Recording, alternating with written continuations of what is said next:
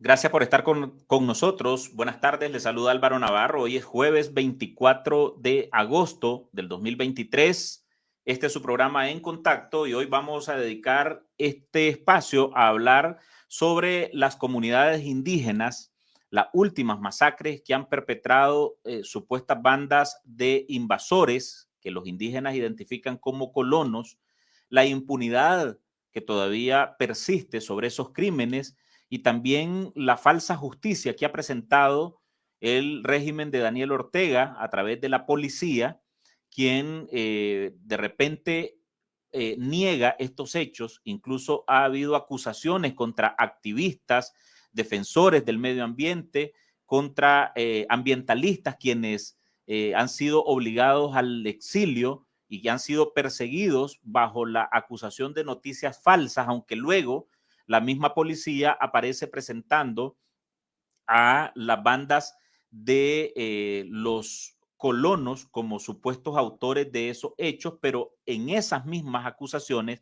también presenta a algunos indígenas a quienes han capturado como parte de esos operativos en un aparente intento de hacer ver como que el tema de la violencia entre las comunidades indígenas en realidad es un conflicto entre grupos, entre comillas, delincuenciales, como los ha presentado la policía. Y vamos a hablar de este tema a propósito que ayer miércoles 23 de agosto se cumplieron 2 años de la masacre de Cuacumbait, una zona ubicada en la reserva de Bozaguas, en el municipio de Bonanza, en la comunidad indígena conocida como Mayagna Saunias. Y a propósito de estas informaciones, hoy vamos a tener con nosotros a Amaru Ruiz de la Fundación del Río. Amaru ha sido uno de los activistas que precisamente ha sido acusado por la policía y que aunque al final esos juicios supuestamente no prosperaron, porque no pasó a más,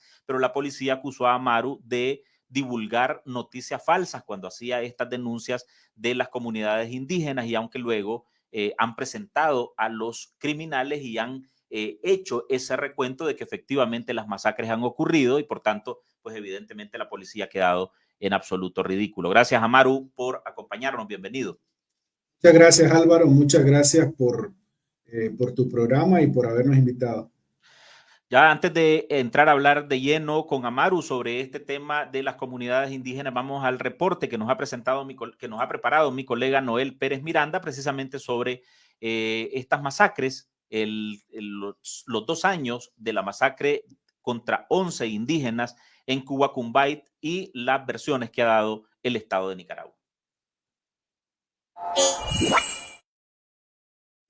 Se cumplen 2 años del asesinato de al menos 11 indígenas misquitos y mayagnas en el cerro Cuacumbay, ubicado a 10 kilómetros del noroeste de Musaguas, del Caribe norte de Nicaragua.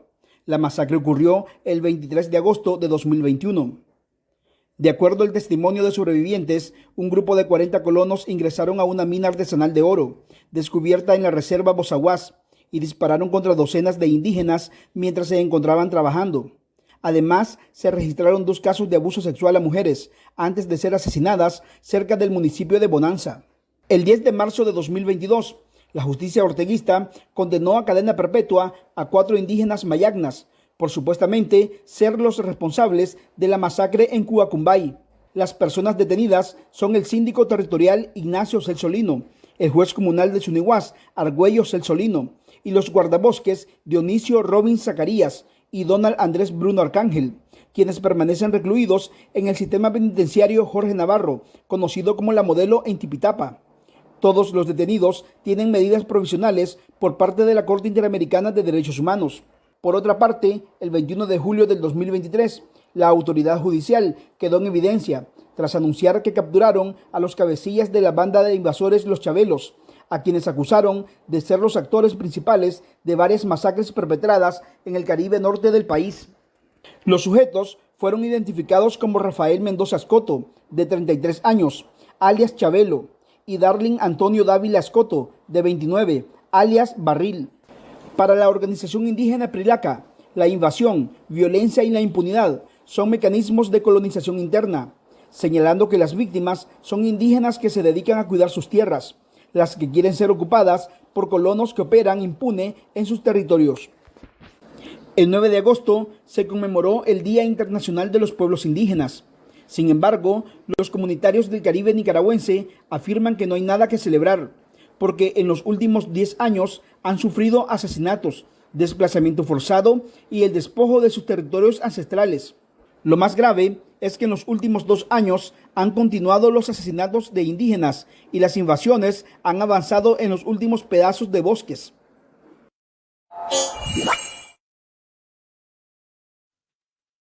Que nos presentaba Noel Pérez sobre estos ataques. Amaru, ¿cuál es el balance que tienen ustedes en la Fundación del Río y desde los activistas de protección al medio ambiente en este tipo de crímenes que se han cometido en las zonas indígenas?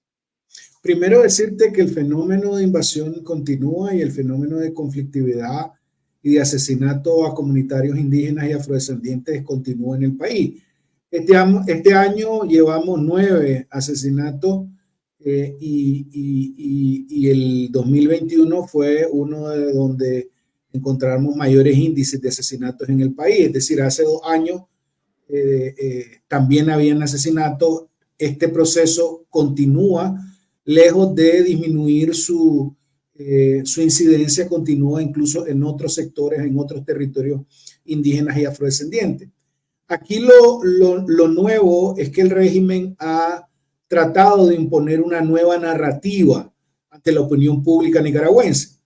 Y es una narrativa de culpabilizar y criminalizar la labor que hacen los guardabosques comunitarios, que son voluntarios de sus propios territorios, comunitarios de sus propios territorios, que lo que tratan es de sanear sus territorios, de que no sigan existiendo las invasiones a esos territorios, de denunciar y monitorear la situación de deterioro ambiental, de avance de la invasión dentro de su territorio, y que ahora están siendo criminalizados por esa labor.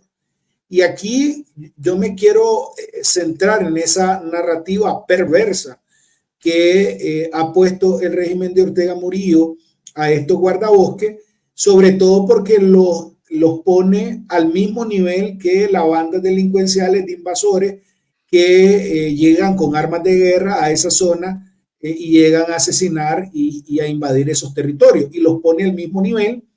Pero además hay que advertir que muchos de estos guardabosques, sobre todo los del territorio Mayagna-Sauniá, fueron capacitados, entrenados y dotados de habituallamiento por parte de la Policía Nacional. Incluso 2 de los detenidos que en la primera tanda detiene la policía cuando anuncia que ya ha resuelto el tema de la masacre, precisamente son guardabosques comunitarios que ellos mismos acuerparon, que ellos mismos capacitaron y dotaron de algunos instrumentos. No eran guardabosques armados, porque para eso tenés que cumplir toda una serie de requisitos, pero sí eran guardabosques que tenían una función en conjunto con la policía denunciando esta situación de invasión en ese territorio. Es más, nosotros estamos recopilando evidencia de eso para poder mostrar a la opinión pública cómo el régimen ha instrumentalizado y sigue criminalizando la labor de los guardabosques comunitarios. En este momento, ¿cuántos guardabosques o indígenas están presos bajo estas acusaciones, Amaru? 7 guardabosques indígenas hasta ahora son los que están detenidos. 4 de ellos habían sido detenidos con anterioridad.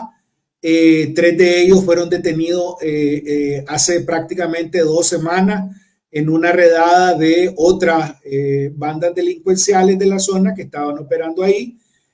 Habían detenido también a un menor de edad, pero a finales de la semana pasada han soltado a esta persona menor de edad, vinculado familiar de uno de los detenidos, y al menos 2 de los detenidos son estudiantes activos de las escuelas secundarias en Bonanza.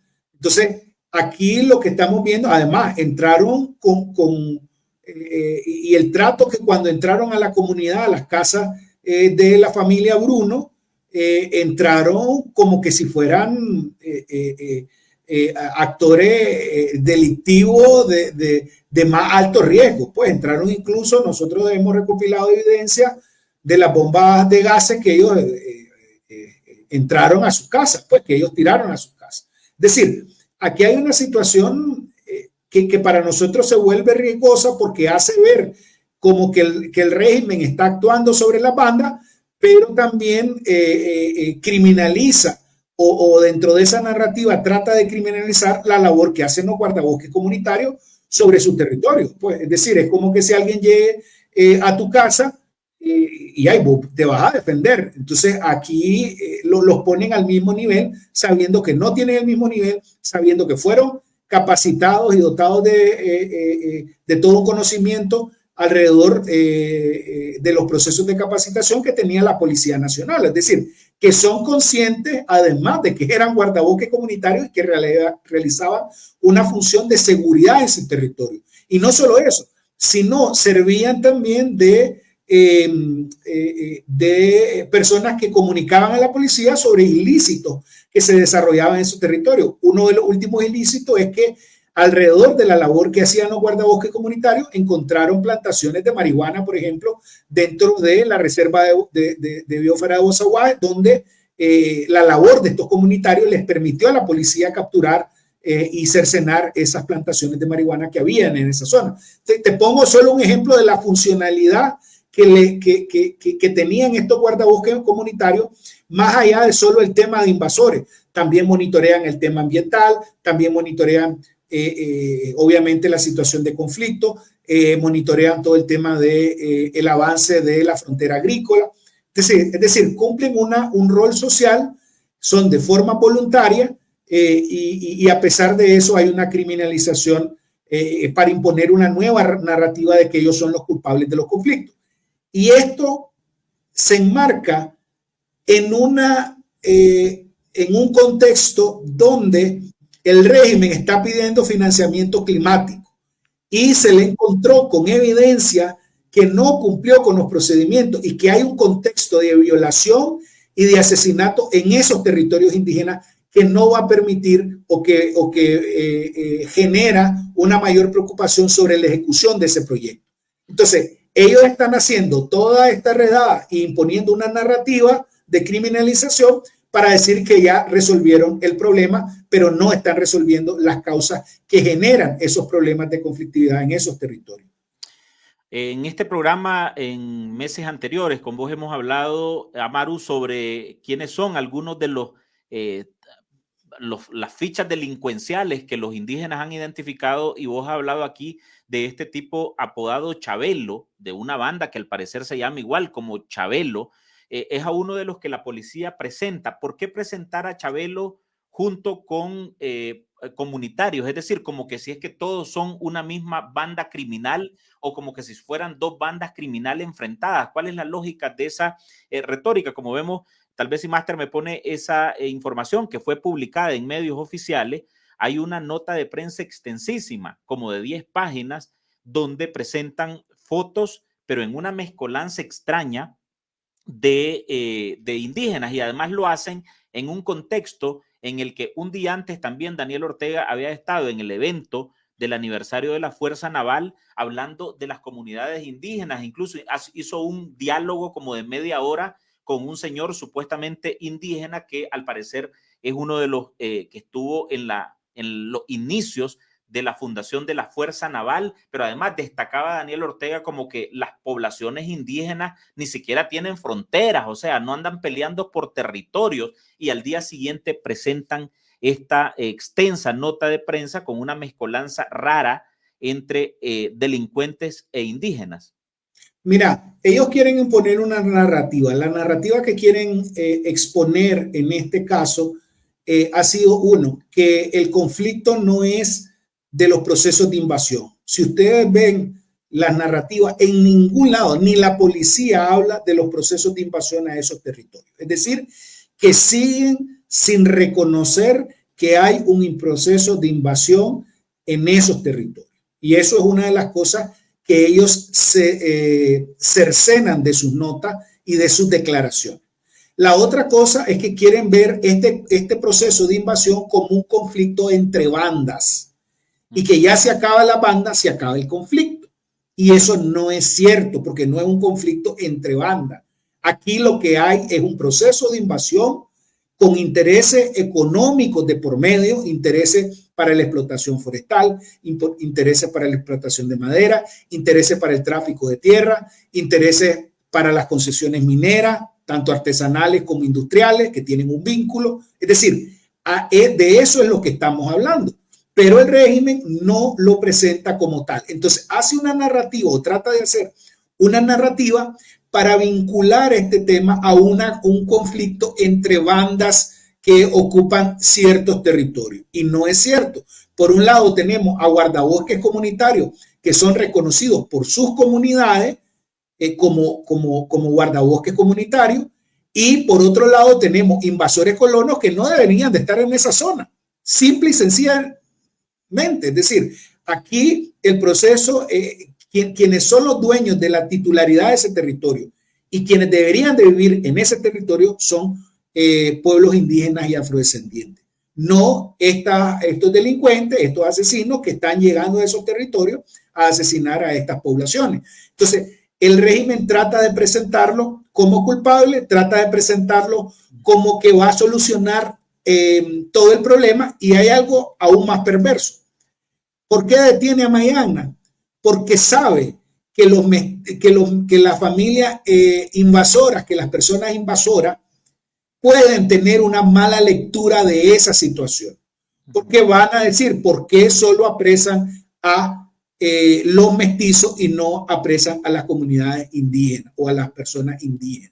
Entonces ahí manda un mensaje también a las familias que están invadiendo, las personas que están invadiendo esos territorios indígenas, para tener mayor seguridad y decir, bueno, estamos parejos, arrasando con todo el mundo, apresando a todo el mundo y creando un ambiente de estabilidad o de cierta estabilidad, sobre todo porque incluso ahorita está en un proceso de visita en los territorios para hacer un proceso de consulta, que en otro programa podemos hablar de eso, pero que evidentemente necesitan tener ciertas condiciones para entrar a esas comunidades. Y esas condiciones no las tenían por la alta conflictividad, por la operación de estas bandas que estaban invadiendo estos territorios, que obviamente causa. Además, lo que nosotros miramos de la detención de estos cabecillas, da la casualidad que después de tantos años de denuncia, hasta ahorita los encuentran. Y cuando nosotros vimos la nota informativa del ejército, y ahí resulta que se dieron cuenta de esta banda por la denuncia de unos ganaderos que estaban en esa zona y que les estaban generando abigeato y que les generaba un proceso de inseguridad para los ganaderos.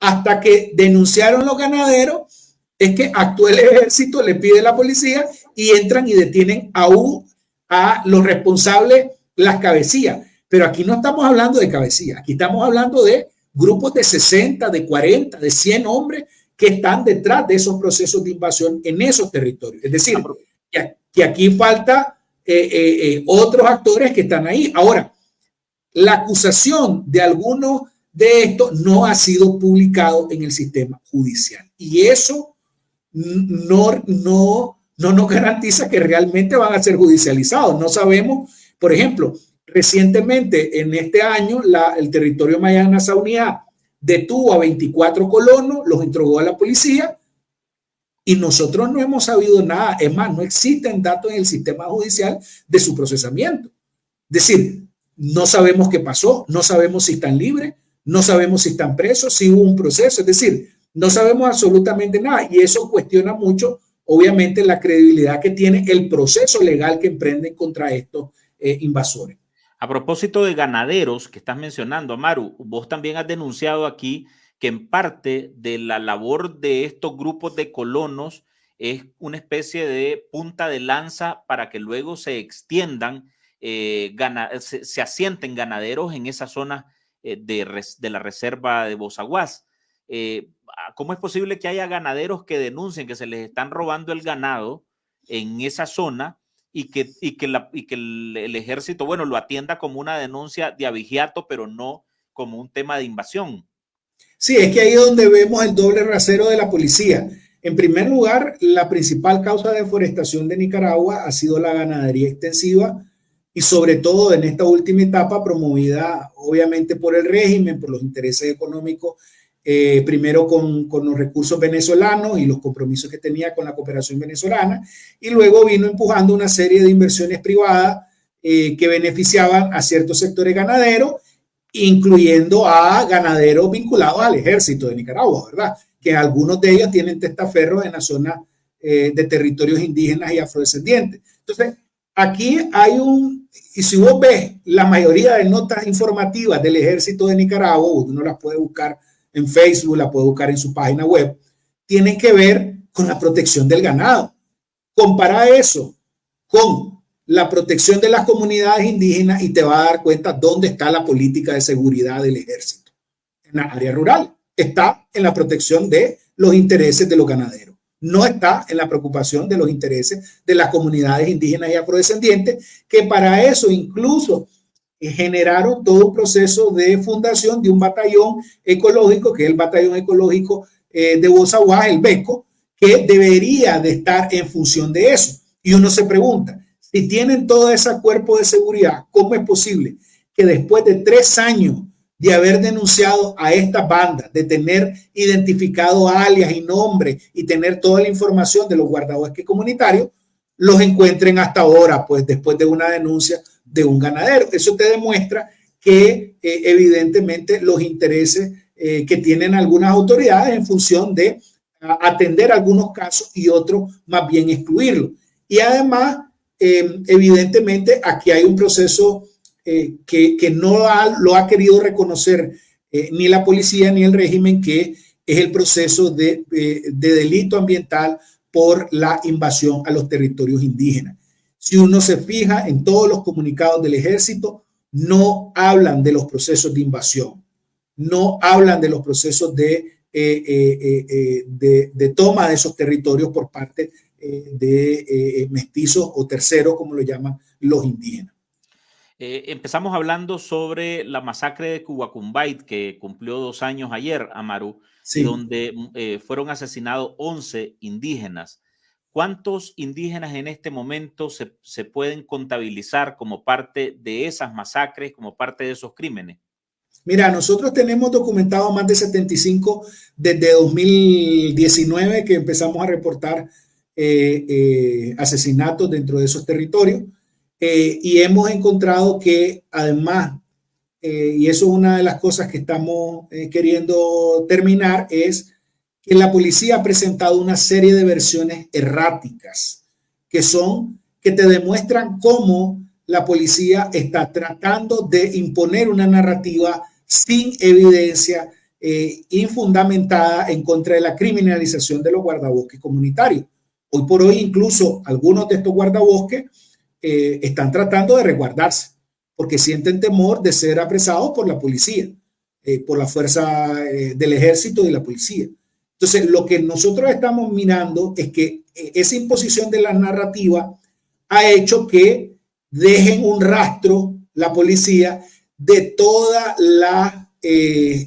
los señalamientos que han hecho. Y te voy a poner un ejemplo.